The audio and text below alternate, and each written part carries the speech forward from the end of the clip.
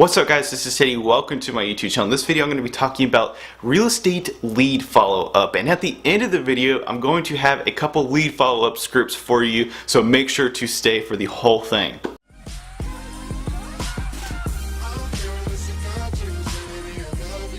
The first thing that I see in real estate that people do is either number one, which is the most common, is people don't follow up enough, or people follow up way too much and you end up annoying the client. What you need to do to correct this is, first, number one, you need to figure out when they plan on acting or when they plan on buying or selling, and you need to fit your follow-up intervals into that time period. If a person has a very short time period before they plan on buying or selling, you need to follow up more quickly. And if they have a very long time period, which is more something you see with sellers, you can follow up at regular intervals. If you follow up way too much with a seller that has a 6-month time span before they plan on selling, and you follow up every single day, that person is going to stop answering your calls and you're going to be the annoying real estate agent.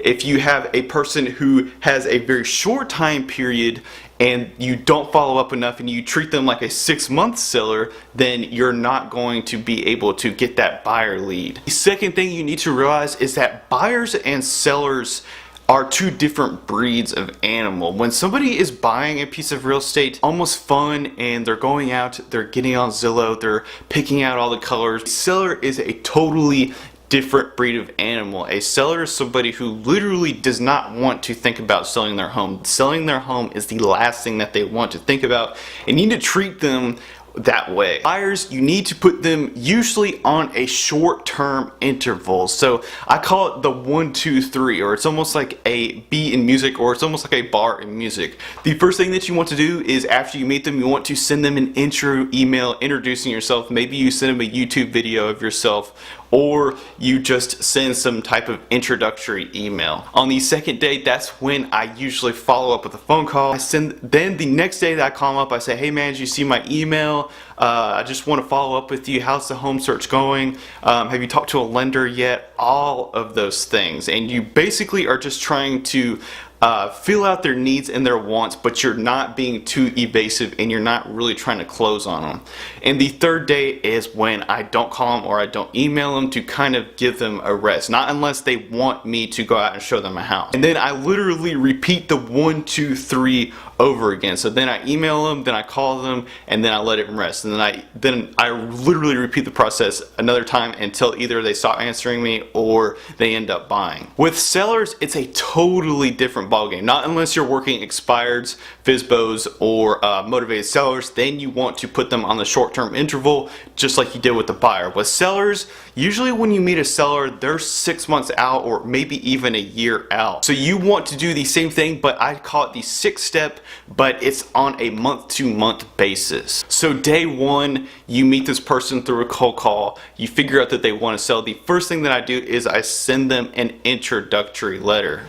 On month 2 is when I put them on my direct mail marketing list and I send them a postcard. On month 3 is when I follow up with them with a simple phone call. So I'll just simply call them up and say, hello Mr. Seller, I'm just checking up on you, seeing how things are going. Have you guys still considered selling? I understand that we had talked about that before. I'm not here to bother you, I just wanted to kind of check up on you. And most people are going to say, yeah, we've been thinking about it, Teddy. We're not quite there yet, just keep us in mind though and give us a call back later.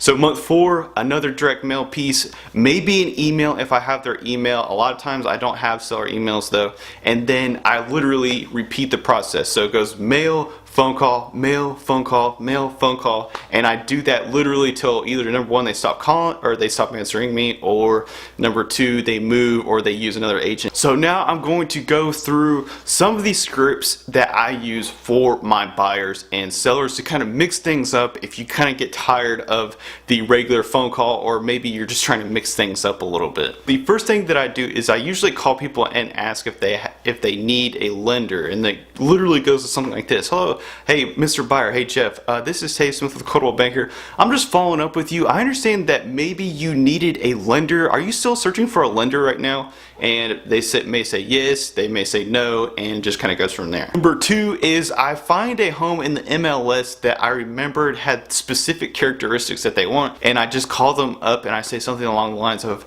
hey Jeff, this is Teddy. I found a home with blue shutters just like you wanted. Hey, what's your email, man? I'm going to send it over to you. I think you're really going to like this house. The third script that I use is usually something along the lines of a question that I didn't have that they needed answers, and I use that as a way to call and follow up with them. So it'd be like, hey Jeff, this is Teddy. Hey man, I found the answer to that question you had about the HOA dues. The HOA dues are actually $160 a month. Hey, by the way, how's your home search going? Are you finding everything? Have you talked to a lender yet? Another thing too is a lot of times people have questions about loans, and maybe they're kind of hesitant of talking to a lender, so I use a loan calculator follow-up script. So I just call them back, hey Jeff, this is Teddy with Coldwell Banker. Hey man, I understood that you had questions about your loan payments. I've got this really sweet loan calculator that I use for a lot of my clients. I just wanted to send it to you. What's your email? And I'll send you the link for it. Okay, so my seller scripts are the number one seller script that I just use is I just call and follow up and say, hey man, I understand that you're busy right now. I was just calling to follow up with you. How are things going with the home selling? Have you guys given any thought about putting your house on the market?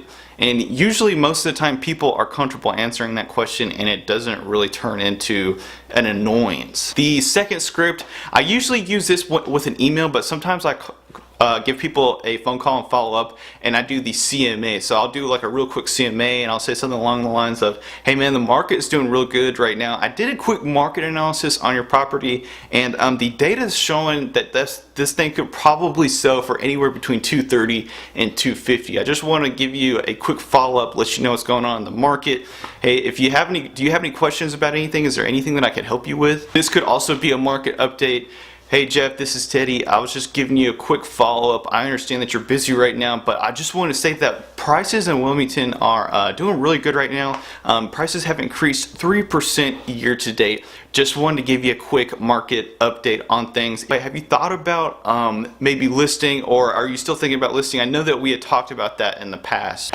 Or the last thing, and this is just a follow-up, this isn't really a script, I usually just send them an email with a quick blog post or an email. And this could work great for buyers also, as well as sellers. But anyway, that's my video for today. I hope that you guys really liked it. If you did, make sure to hit that thumbs up button, make sure to hit that subscribe button, and as always, thank you for watching.